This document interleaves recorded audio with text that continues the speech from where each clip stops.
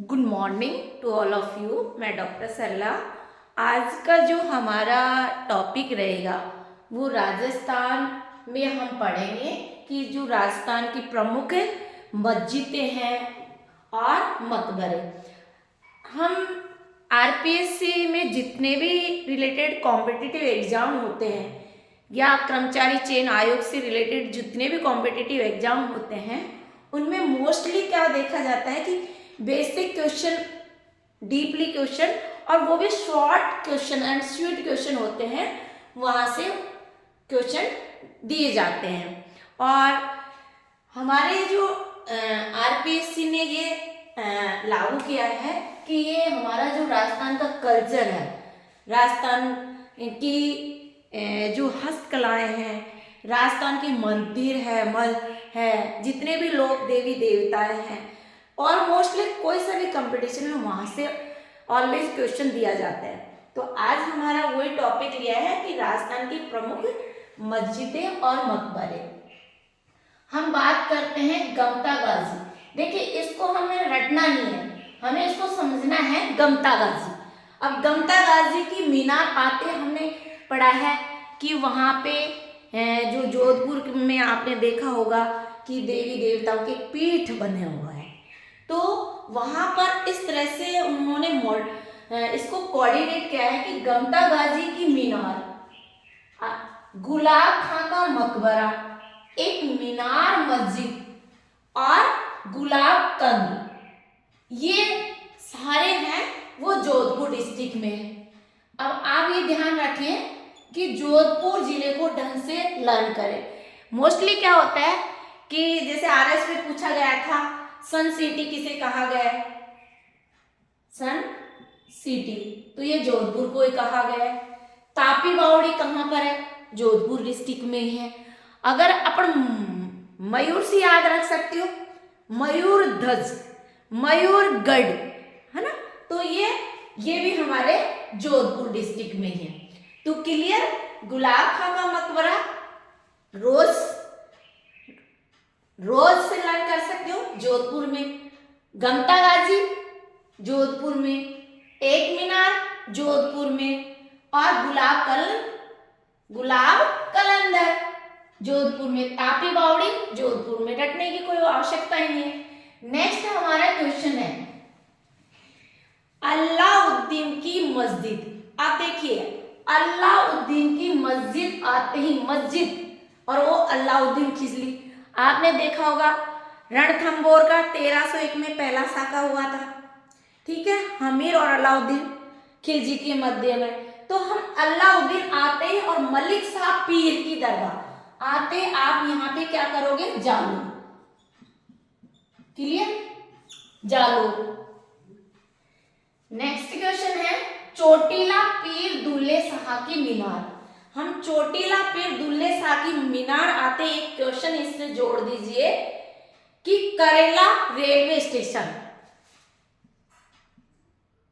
करेला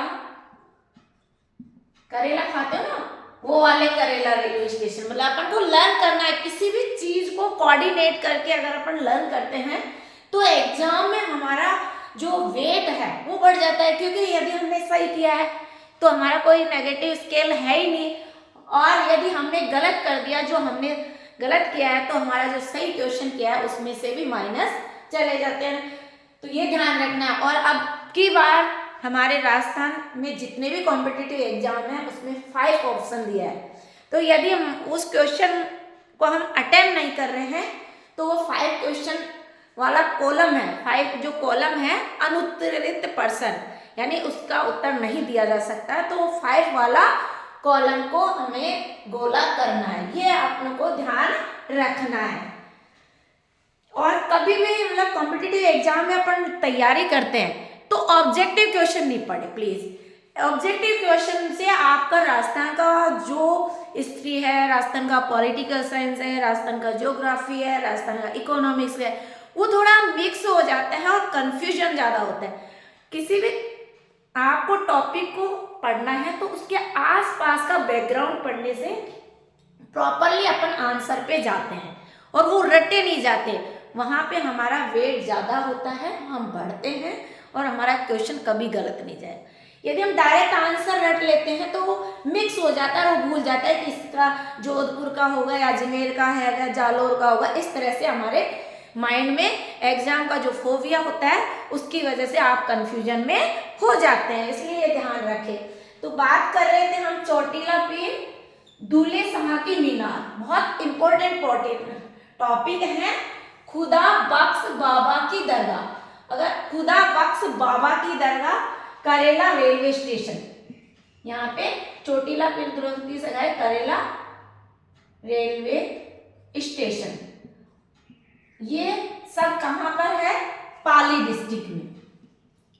और पाली से याद आया आपको, ये डेट हमेशा लर्न कर लेना, 17 मार्च 2023, 4 अगस्त 2023, 7 अगस्त 2023, ये डेट आपको कैसे भी करके लर्न, क्योंकि पाली जो हमारे नया संभाग बना है, सीकर, पाली, बांसवाड़ा, ये 3 नए संभाग बने हैं। देखिए 17 मार्च को राम लुभाया समिति ने सिफारिश की, राम लुभाया समिति ने 19 और 3, 19 नए जिले और 3 संभाग के लिए सिफारिश की। 4 अगस्त 2003 को अधिसूचना जारी हुई और 7 अगस्त 2023 को लागू कर दिया। तो वर्तमान में कितने जिले हो गए? टोटल 50। नए जिले कितने बने? 19। नए संभाग कितने बने? 3। पाली, ठीक है, क्योंकि यहां नीचे लिख देती हूं, कंफ्यूजन में हो जाओगे, बांसवाड़ा और सीकर। ओके, अब देखिए अमीर अली शाह पीर की मस्जिद। अब यहाँ पे हम बात करें अमीर अली शाह पीर की मस्जिद। अमीर से आप लर्न कर सकते हैं कि हमारे राजस्थान में एकमात्र ऐसा जिला है जो डायरेक्ट पंचायत से जिला घोषित किया गया, दूदू। तो ये अमीर अली शाह पीर की दरगाह कहाँ पे है? दूदू, ठीक है, दूदू नया जिला बन गया ना।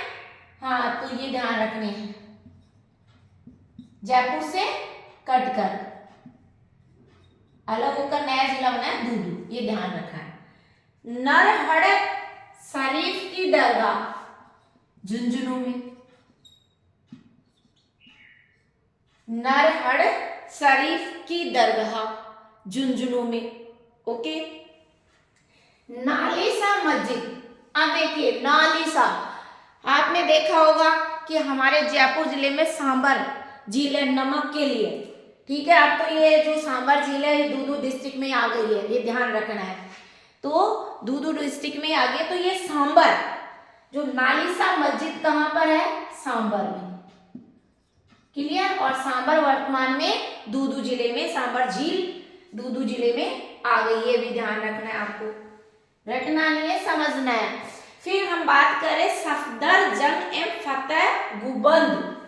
सफदरजंग, अब देखिए अपन सफदरजंग दिल्ली में है ना, तो अपन उससे याद करें, दिल्ली से हम आते हैं तो सटा हुआ कौन सा है हमारा? दिल्ली से सटा हुआ क्षेत्र, राष्ट्रीय राजधानी क्षेत्र वाला सीमा लगना अलवर, तो याद रह जाएगा सफदरजंग एवं फतेहगुबंद।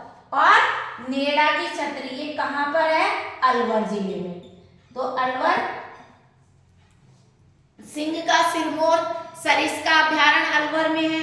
मूसी महारानी की छतरी है, मूसी महारानी की छतरी कहाँ है? अलवर में। 80 खंभों की छतरी अलवर में, यही मूसी महारानी।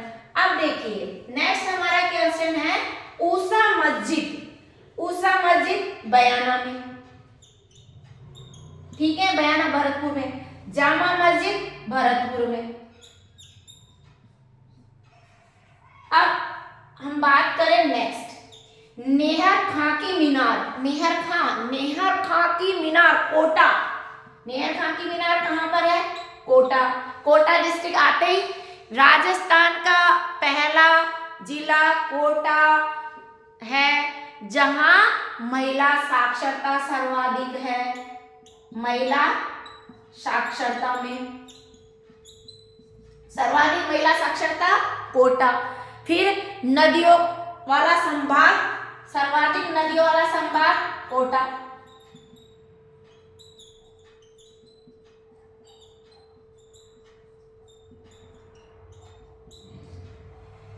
नेक्स्ट हमारा क्वेश्चन है ख्वाजा फखरुद्दीन चिश्ती। ये कई बार आरपीएससी ने क्वेश्चन पुट अप किया है। ख्वाजा फखरुद्दीन फखरुद्दीन फखरुद्दीन फखरुद्दीन से लर्न करना है। ख्वाजा फखरुद्दीन चिश्ती, ख्वाजा मोइनुद्दीन चिश्ती की शाहाबाद की दरगाह। ठीक है, तीनों दरगाह कहाँ है? सरवाड़। और सरवाड़ आते आपके दिमाग में समरी बन जानी चाहिए अजमेर। क्लियर? अब अजमेर, भारत का मक्का किसे कहा है? अजमेर को। भारत का मक्का किसे कहा? अजमेर में को। अजमेर में क्यों प्रसिद्ध है? ब्रह्मा जी का मंदिर प्रसिद्ध है। फिर गढ़बीठली, नागौर अजमेर का जो क्षेत्र है वो गढ़बीठली, क्योंकि यहाँ सर्वाधिक क्या फ्लोराइड की वजह से वहां के लोगों में पीछे मतलब हड्डियां मुड़ी हुई मिलेगी, कुबड़ पट्टी भी कहते हैं। तो ये सारे गढ़बीठली अजमेर में।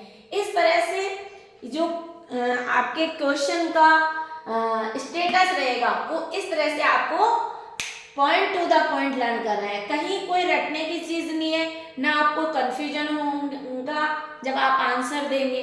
तो इस तरह से आपको शॉर्ट नोट्स बनाने, मतलब कोई सा भी एक टॉपिक ले सिलेबस का, जैसे आपका जैसे सिलेबस है उसमें से एक टॉपिक, जैसे राजवंश को पढ़ोगे तो राजवंश की पहले आप थ्योरी थोड़ा समझिए और उसकी समरी बना के फिर वहां से क्वेश्चन निकालिए, तो आपका easy going to competition fight हो जाएगा।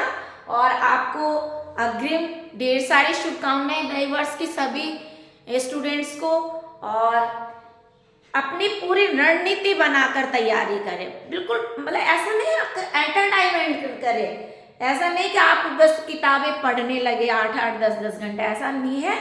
ब्रेक देना है। हमारा साइंस भी कहता है कि हम 1 घंटे स्टडी करें फिर बीच में ब्रेक दें। आप एंटरटेनमेंट कर लीजिए, कुछ ऐसा नहीं है, मैं किसी को फोर्स नहीं करती। आप मूवी देखिए, आप कोई मान लीजिए अपने परिवार के साथ शेयर कर सकते हैं, फैमिली के साथ एंटरटेनमेंट कर सकते हैं। तो और फिर आप बस टॉपिक पे आइए। राजवंश है, जितने भी हमारे शाखा हुए हैं वो बहुत महत्वपूर्ण है। अभी जो 7 जनवरी को पेश होगा आरएस में भी, आरएस में इस तरह के आप बेसिक चीजें डालते हो तो जो आंसर है उसका वेट बढ़ता है। इस तरह से आप एक पूरा फ्लू चार्ट बनाइए, हर टॉपिक का फ्लू चार्ट बनाइए। थ्योरी पढ़िए और थ्योरी पढ़ के उसके आंसर, और हर घंटे में ब्रेक दीजिए। और ब्रेक देने के बाद हर जो हमारा संडे है उसको बार बार रिवीजन करें, क्योंकि हर स्टूडेंट्स की याददाश्त उतनी होती है। परफेक्ट कुछ नहीं होता, परफेक्ट हमें बनाना पड़ता है। देखो डॉक्टर भीमराव अम्बेडकर ने कितना अच्छा दिया था कि शिक्षा शेरनी का वह दूध है, जितना पियोगे उतना दहाड़ोगे। तो जितने आप कॉन्सेप्ट को बार बार पढ़ेंगे उतने ही कॉन्सेप्ट आपका क्लियर होगा और आपका आंसर भी आपके माइंड में बिल्कुल फिट हो जाएगा, ताकि आपको कोई लॉस नहीं हो। Thank you so much.